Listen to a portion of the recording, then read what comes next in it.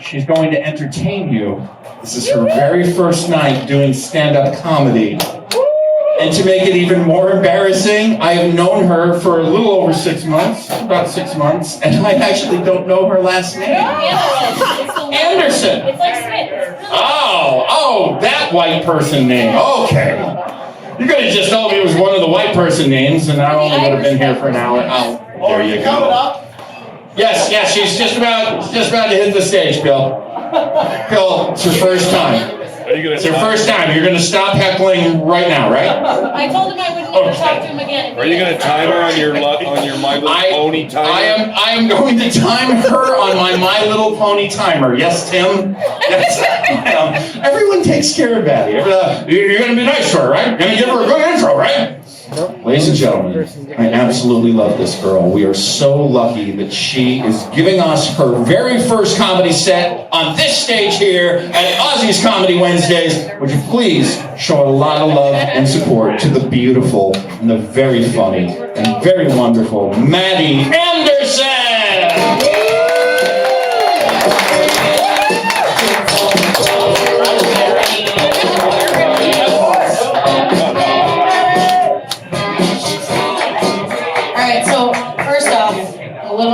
Because I decided to do this about 20 minutes before the show actually started. So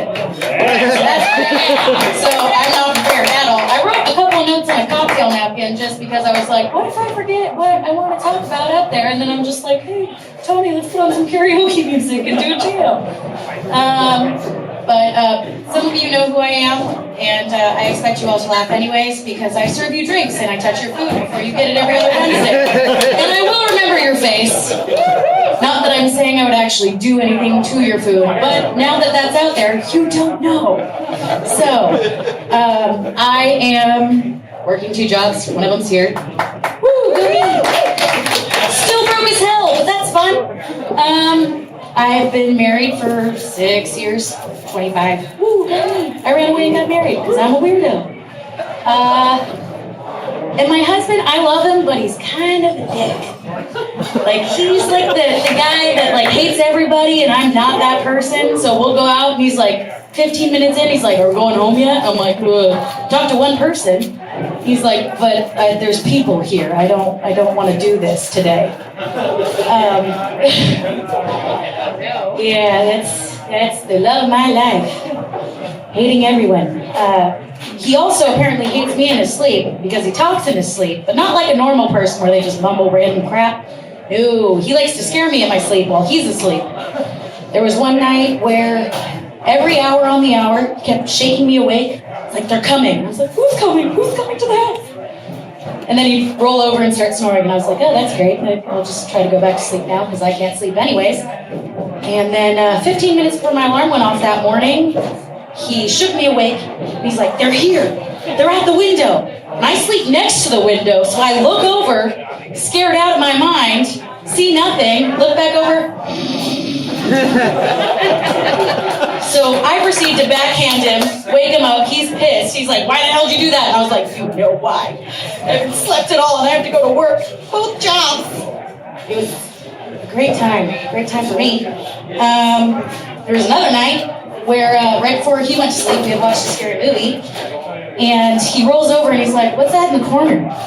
He's like, I don't see anything. What do you mean? He's like, is there a gas leak or is there a ghost over there? And I was like, I don't see anything. He's like, oh, must have been a ghost.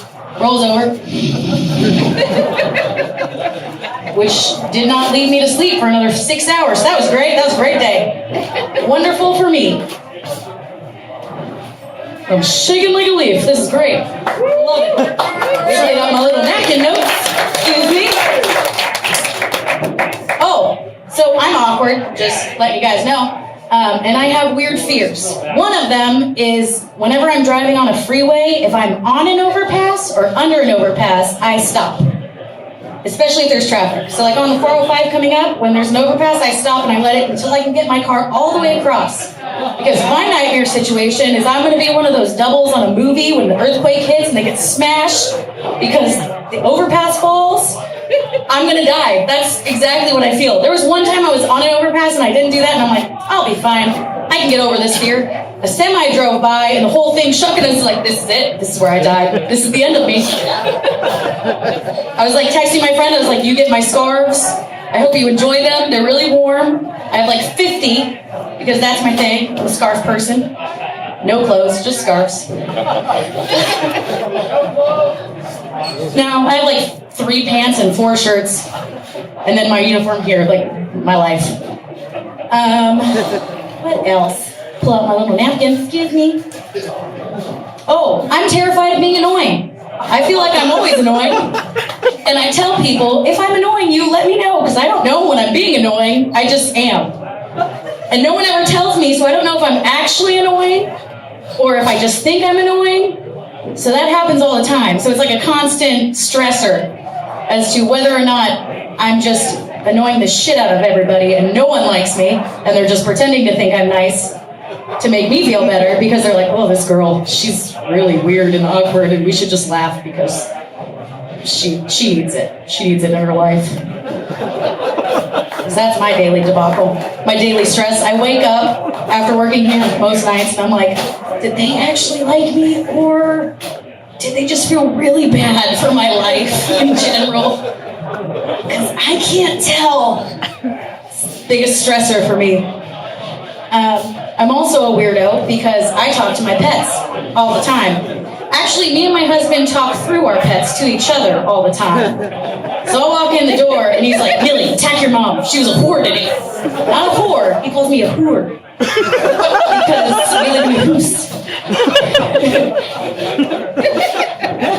So that's my life. He also will. I come from a giant family. There's about 30 people in my immediate family that I hang out with on a regular basis. So I zone out really easily. It's a self-defense mechanism. Otherwise, I would be completely insane by this point in my life. And he'll be talking to the dog, just telling her how his day went, because I'm not important. I'm just sitting on my phone on the couch. And all of a sudden, he'll be like, hey, why aren't you answering me? And I'm like, huh? He's like, I was asking what you wanted for dinner. I was like, I thought you were talking to the freaking dog. Like, how am I supposed to know? He's like, I said your name. I was like, Maddie, Millie, that's really close. I don't know what you're talking about. Or every 5 minutes, he'll call me and he's like, hey, come look at your cat. I'm like, they do the same 4 things. They either eat, poop, sleep, or just run around like a weirdo. I'm not going to deal with it. And every time, come look at your cat. Come look at your cat. Come look at your cat. And if I ignore him to the point where he gets really annoyed, then he'll just come and pick me up and take me to the cat where it's sleeping like a... So then it's just my life. I don't even know. I will give you one last story. Like I said, I come from a giant family. We're pretty crazy. And we're all have that same awkward fear where we're afraid that we're annoying. Because we're the crazy family, but we seem to be the good kind of crazy where everybody invites us anywhere anyways. Because they want us to go to parties, not like the bad kind of crazy where you're like, they should all be locked up and not go around other people because it's for everyone else's safety. Our family tradition at birthday parties is we sing a special birthday song. It's a rugby song that everyone sings, a group of 30 people. And recently there was a birthday party here for the owner's daughter-in-law, and I decided to sing it in front of everybody to show the family cheer. And let me just sing it for you guys so you know what it sounds like. Because it's a family song for me, but then when I sang it up here alone with no one else, it doesn't sound very good. So, give me a second, just to prepare myself for this horribleness. Why was he born so beautiful? Why was he born at all? He's no bloody use to anyone, he's no bloody use at all. He ought to be publicly spit on, he ought to be publicly shot, sent to the bloody urinal, and left there to bloody will rot. Imagine 40 people singing that, it sounds awesome. One person, you sound like you shouldn't work with people at all. You should just be like in the morgue where they can just stick you and not deal with anybody.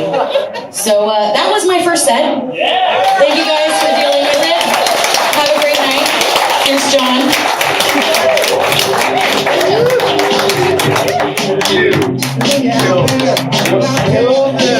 That takes a lot of balls. Maddie Anderson! Give it up for those cojones! That was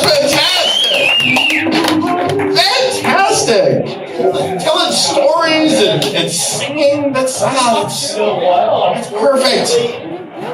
That's perfect.